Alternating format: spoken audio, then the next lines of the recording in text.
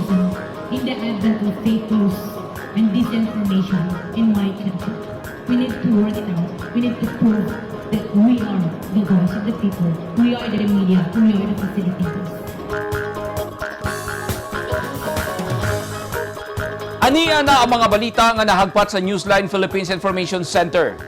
Ako si Paul Palacio. Tutok na!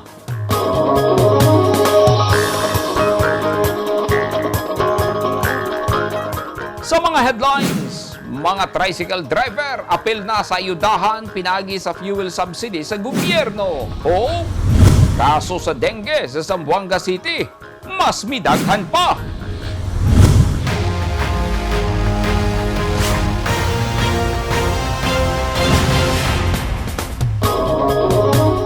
Sa detalye sa ato mga balita, dakong hagit sa administrasyon ni President Bongbong Marcos Jr. ang pagsulbad sa taas nga presyo sa produktong petrolyo nga giangalan na sa mga Pilipino, hilabi na sa transport sector. Busa, ipadayon niini ang fuel subsidy o ang libreng sakay program.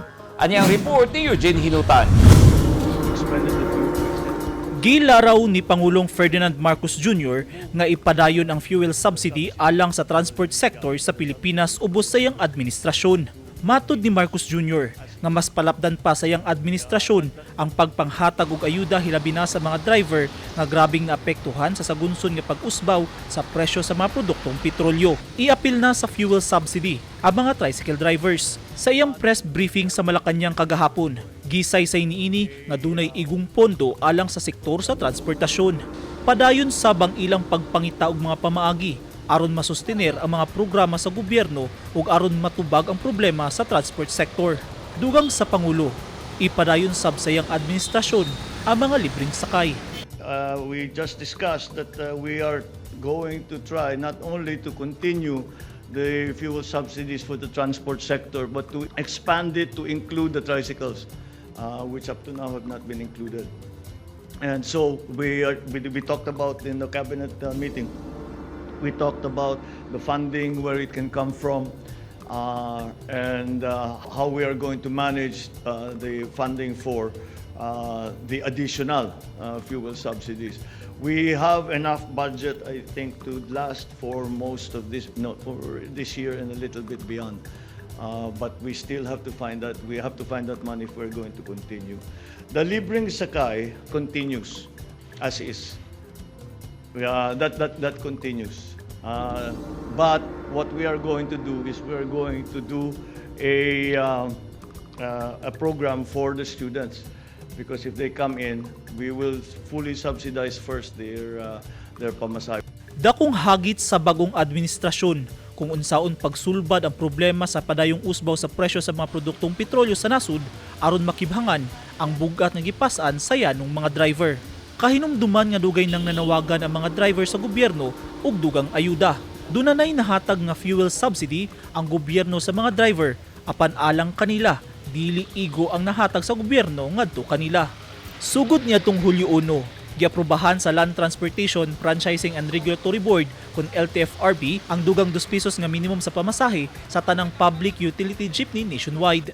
Gipaningkamutan sa Administrasyong Marcos na mahatag ang gikinahanglang serbisyo ingon man matubag ang tanang yangungo sa katawhan. Niadtong Martes, nakapahigayon na og unang cabinet meeting si Marcos Jr. ug matod niini daghan silang nahiskutang mga lakang apan ginahanay pa sa iyang administrasyon kung unsa ang mga angay unahon sa unang usa ka gatos kaadlaw sa iyang paglingkod isip bag-ong presidente sa Pilipinas. Eugene Hinutan, Newsline Philippines, Davao Region. Stay safe. Misaka pa ang ihap sa mga nagkadengge sa Zamboanga City human makatala og 59 ka mga bag-ong kaso ang CHO gikan sa Hunyo 26 ngadto sa Hulyo 2 tuig 2022. Duha sab ka mga barangay ang gipailawom sa hotspot watch nga gilangkuban sa Pasunanca ug San Roque, pero sa bag-ong naduga nga kaso walay dengue related death. Busa misaka na sa 2,886 ang naigo sa dengue sa Zamboanga City. Ug tanong gipahinumduman sa lokal nga gobyerno ang mga residente nga batasanon gyud ang 4 o'clock habit o 4S kontra dengue pinagi sa pagpanghinlo o pagpaaso sa palibot. Dako ang pasalamat sa mga residente sa usa ka purok sa Barangay Gumalang, Baguio District, Davao City sa mga pulis nga miyembro sa RPSB Cluster 6 nga naningkamot nga mamontaran og street lights ang ilang lugar. Mismong ang mga pulis ang nagtaod sa mga suga sa tabang sa Davao Light and Power Company ug Apo Agua. Ani ang report. Nabuno na taura na nisuga ang Purok 1B kahayag na kayo. Usas sa nalipay ang purok leader sa Purok 1B, Barangay Gumalang, Baguio District, Davao City nga si Anisito Nesya kay hayag na ang ilang lugar. Ilabi na panahon sa kagabhion. Tungod sa gitaod nga 50 ka mga street lights nga gipangunahan ni Police Lieutenant Rizalito Clapis III ang team leader sa grupo. Ang mga pulis ang naningkamot sa pagpangita og partner aron magmalampuson ang misyon sa RPSB para sa mga residenteng dugay ng nangita og kahayag panahon sa kagabhion. Tagagid salamat sa mga programa sa gobyerno nga at least ang mga katawhan diri sa Purok 1B nakabenepisyo gid. Dako kayo natabang. No, so hinay-hinay, little by little, ma-provide na tanan og kuan. Street lights. Kay sama sa gingin ni Sir Charlo, naa sila projects karon nga sugaan gyud tanan ang tibok Davao City. No? And kami sa Cluster 6 nagapasalamat sa community, sa Barangay Council, sa Apo Agua, sa Davao Light, sa inyong walay kuha sa pagsuporta sa MUA, no? Sa turnover ceremony, gipaningkamutan mismo sa mga residente nga makatambong aron magpasalamat sa mitabang sa mga pulis, partikular ang Apo Agua ug ang Davao Light and Power Company. Ang first good ani no, ang atong team sa RPSB diri sa Barangay Gumalang, niduol gyud sila sa Apo Agua no, that they have this community project that would benefit the certain puroks diri sa atong barangay no. So of course now we understand na ang kaning pag-install sa atong mga suga sa kadalanan dili lang kini simple nga tungod kay para mahayag tungod kini manggod ma-compromise manggod ang mga safety no sa atong community. Diri ang i-install namo diri pinakaubos 80 watts. So equivalent ana na sa do hapit na sa ano equivalent niya kanang pang highway gani nato nga suga. So hayag yung kayo. Sumala ni Police Lieutenant Colonel Nolan Rakid, ang coordinator sa RPSB sa Davao City. Magpadayon ang misyon sa mga pulis sa RPSB sa pagtabang sa mga nanginahanglan, ilabi na sa mga residente nga naa sa hilit nga dapit ug mutulay sa mga ahensya sa gobyerno ug pribadong sektor alang sa kalambuan sa usa ka lugar. Mga inani nga proyekto ug serbisyo dako pod na siyang kalipay sa amoa. So, making people happy, making people sa tawag ani enjoy yung mga inani nga proyekto nalipay pod mi so tuo mo dili nalipay pod ko. Hayag na ang dapit human natauran og suga nga gikabit sa mga poste sa kuryente. Gidawat sa bag-ong mayor sa General Santos City nga si Lori Lee Pacquiao ug ni Acting City Veterinarian Dr. Emilio Gargaran ang usa ka disinfection truck nga giturn over ngadto sa City Veterinarian's Office gikan sa Department of Agriculture kagahapon Hulyo 5 tuig 2022. State of the art ang bag-ong disinfection truck sangit do na kini remote control operation. 1,000 liters of disinfecting solution ang kapasidad sa truck ug kaya makaspray sa solution hangtod 30 pye. Ang turnover ceremony sa disinfection truck na atol sa pag-issue ni Mayor Pacquiao sa executive order mahitungod sa mga polisiya sa city borders on entry of pork and processed meat alang sa proteksyon sa swine industry sa syudad. Sumala sa mayor nga dako ang matabang sa bagong disinfection truck aron mapakusgan ang ilang kampanya Batok ASF alang sa proteksyon sa Jensen's multi-billion peso swine industry nga dunay gibana-banaang 5,000 ka mga empleyado ang nagsalig sa naisgutang industriya. Matud ni Dr. Gargaran nga dako gyud ang matabang sa truck sa City Veterinarian's Office operations alang sa pagpakgang sa African swine fever sa Jensen. Magamit sab kini sa mga border checkpoints ug Makar Wharf alang sa shipment sa mga baboy ug ubang hayop. At tangi! Pinakadakong Snow World sa nasod Pilipinas giablihan na sa Dapitan City. Og Lechon Festival sa Maragusan, Davao de Oro gipasundayag sa unang higayon.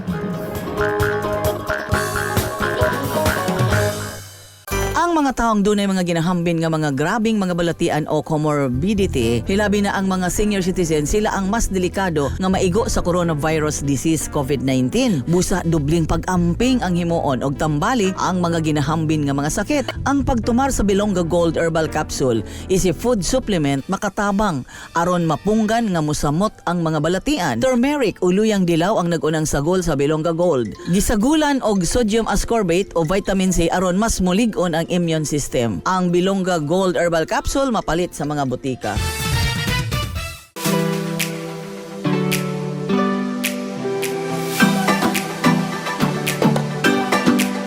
Do you want to be beautiful inside out? Visit RNC Lounge Aesthetics and Wellness, located at Door 3, Molavi Building, Emilio Jacinto Street, Davao City. Your total beauty and wellness center.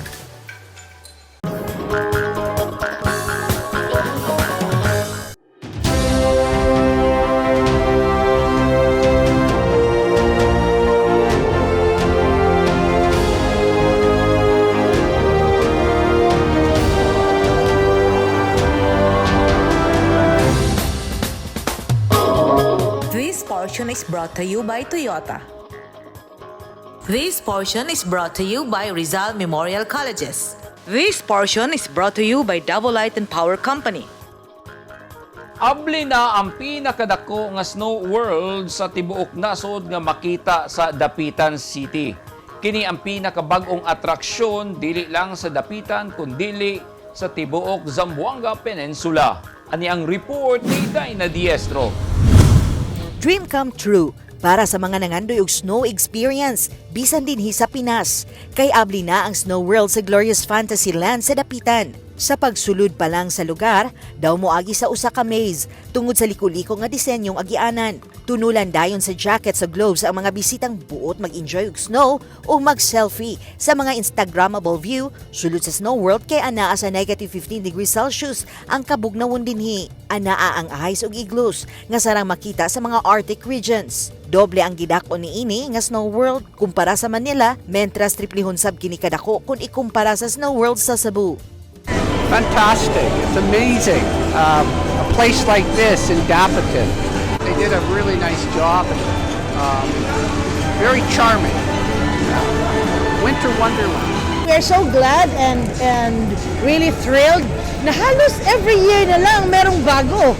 Para snowing feels like ang dating. Anaasay nagapanghulog ng mga pinong ice ug lahi-lahing color nga siga sa suga nga daw Northern Lights. Aduna say cafe sa sulod para makapangapi ang mga gitugnaw. I think one of the top tourist drawers here talaga is this Fantasyland, Glorious Fantasyland. And you have beautiful beaches as well, and you have 2 islands here, that's marine protected areas, the Aligway Island Protected Landscape and Seascape, and Silinog Island Protected Landscape and Seascape. So, ang daming beauty, ang daming gem ng Dapitan actually, and you have culture and heritage. Sa presyong 1,500 pesos, kwanto sawa na ang pag-selfie o pag-groovy sa Winter Wonderland sa Snow World nga nag-inusara sa tibuok Zamboanga Peninsula. Dina Diestro, Newsline Philippines, Province of Zamboanga del Norte. Stay safe. Gipasundayag sa taga Maragusan, Davao de Oro ang labing unang Lechon Festival nga gisaluhan sa mga tao. Kapin 200 ka mga baboy ang gilechon. Ani ang report ni Eugene Hinutan. Gibidas sa Maragusan, Davao de Oro sa ilang labing unang Lechon Festival ang 240 ka mga lechon baboy kagahapon Hulyo 5. Ang 120 ka mga lechon, personal nga pasalamat ni Mayor Lito Cabalquinto. Samtang ang laing 120 ka mga lechon ang gidonar ni Congressman Roel Peter Gonzaga o Governor Dorothy Montejo Gonzaga. Ang selebrasyon pagpadayag sa suporta nga gihatag sa katawhan alang sa kadaugan ni Cabalquinto isip bagong mayor sa Maragusan o pagsugat na usab sa bagong administrasyon sa lungsod. Miduyog sa selebrasyon ng katawhan sa 24 ka mga barangay sa Maragusan, barangay officials, functionaries, national government agencies ug mga kooperatiba. Gisaluhan sa katawhan ang lechon. Nagpahigayon sab og mga libreng serbisyo sa katawhan sa lungsod, sama sa libreng gupit, manicure ug pedicure nga gipangunahan sa Public Employment Service Office Maragusan. Napuno sa kahugyaw ug kalipay ang First Lechon Festival sa Maragusan tungod sa kooperasyon sa katawhan. Eugene Hinutan, Newsline Philippines, Davao Region. Stay safe. Gilaraw sa Department of Tourism Region 11 ang pagpahigayon og Free Diving Festival sa Puhada Bay sa Mati City, Davao Oriental. Mismong si DOT 11 Regional Director Tanya Rabatan ang naghanyag sa posibleng joint venture sa lokal nga gobyerno sa Mati ug LGU Davao Oriental alang sa free dive event kauban ang DENR 11 aron mapasundayag ang Puhada Bay nga usa sa pinakanindot nga bay sa kalibutan. Apil na ang Mayo ug Baliti Bay nga ikapasigarbo sa syudad nga alang sa diving activity. Ang tema sa aktibidad nga gikatakdang himuon karong September 23 hangtod 27, 2022, Bay Deep Mati, free diving at the most beautiful bays in the world, Puhada, Mayo, and Baliti Bay. Giduso usab ang lain-laing aktibidad sama sa free diving training and certification, underwater photography workshop, 2-day fun dives ug uban pang diving activity. Gilauman ang 150 ka mga partisipante nga motambong gikan sa lain-laing lugar sa Pilipinas.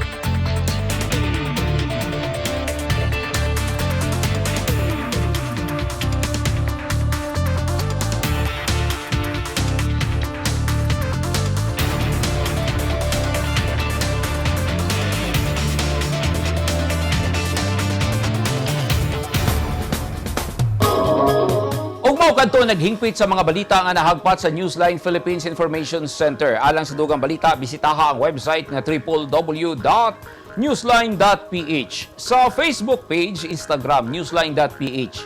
O sa Twitter, newsline.ph. Kung aduna mo'y mga balita o impormasyon sa inyong tagsa-tagsa ka mga lugar sama sa sunog ug baha, mamahimo ka na ninyong i-share pinaagi sa Newsline Messenger. Masundan no sabi ninyo pinagi sa pag-subscribe sa YouTube channel sa Newsline Philippines. Ako si Paul Palacio. Dagang salamat and stay safe!